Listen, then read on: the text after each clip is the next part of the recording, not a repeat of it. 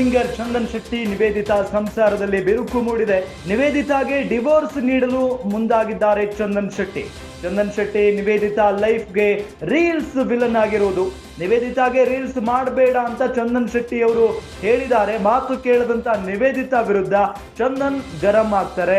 ನಿವೇದಿತಾ ತಂದೆ ತಾಯಿಗೆ ಕರೆ ಮಾಡಿ ನಿಮ್ಮ ಮಗಳು ಹೇಳಿದ್ದನ್ನ ಕೇಳಲ್ಲ ಅಂತ ಹಿಗ್ಗಾಮುಗ್ಗಾ ಬೈದಿದ್ದಾರಂತೆ ಚಂದನ್ ಶೆಟ್ಟಿ.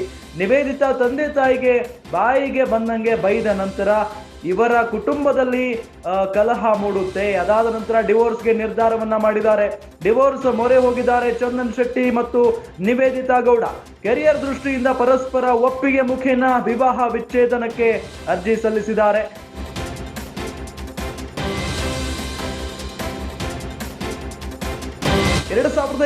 ಫೆಬ್ರವರಿ 26ರಂದು ಪ್ರೀತಿಸಿ ಮದುವೆಯಾಗಿತ್ತು ಈ ಜೋಡಿ. ಬಿಗ್ ಬಾಸ್ ನಲ್ಲಿ ಪರಸ್ಪರ ಇಬ್ಬರು ಪ್ರೀತಿಸಿದ್ರು. ಚಂದನ್ ನಿವೇದಿತಾ ಬಿಡುಗಡೆಯಾದ ಕ್ಯಾಂಡಿ ಕ್ರಶ್ ಚಿತ್ರದಲ್ಲಿ ಒಟ್ಟಿಗೆ ನಟಿಸಿದ್ದಾರೆ. ಆದ್ರೆ ಈಗ ಇವರಿಬ್ಬರ ನಡುವೆ ಎಲ್ಲವೂ ಸರಿ ಇಲ್ಲ. ಹಾಗಾಗಿನೇ ಡಿವೋರ್ಸ್ಗೆ ಮುಂದಾಗಿದ್ದಾರೆ ಅನ್ನೋದು ಗೊತ್ತಾಗ್ತಾ ಇದೆ. ಇದೆಲ್ಲದರ ನಡುವೆ ರೀಲ್ಸ್ ಮಾಡಬೇಡ ಅಂತ ಚಂದನ್ ಶೆಟ್ಟಿ ಅವರು ಹೇಳಿದ್ರಂತೆ. ಆದ್ರೂ ಕೂಡ ರೀಲ್ಸ್ ಮಾಡ್ತಾ ಇದ್ರಂತೆ ನಿವೇದಿತಾ ಗೌಡ. ಹಾಗಾಗಿನೇ ನಿಮ್ಮ ಮಗಳು ಹೇಳಿದ್ದನ್ನ ಕೇಳಲ್ಲ ಅಂತ ಹೇಳಿ ಅವರ ತಂದೆ ತಾಯಿಗೆ ಕರೆ ಮಾಡಿ ಚಂದನ್ ಬಹಳಷ್ಟು ಬೈದಿದ್ರಂತೆ, ಹಿಗ್ಗಾಮುಗ್ಗಾ ಬೈದಿದ್ರಂತೆ. ಇದು ನಿವೇದಿತಾಗೆ ಗೊತ್ತಾಗಿ ದೊಡ್ಡ ಜಗಳವೇ ನಡೆದಿದೆ. ಅದಾದ ನಂತರ ಡಿವೋರ್ಸ್ ತೆಗೆದುಕೊಂಡಿದ್ದಾರೆ ಅನ್ನೋ ಮಾಹಿತಿ ಲಭ್ಯವಾಗ್ತಾ ಇದೆ.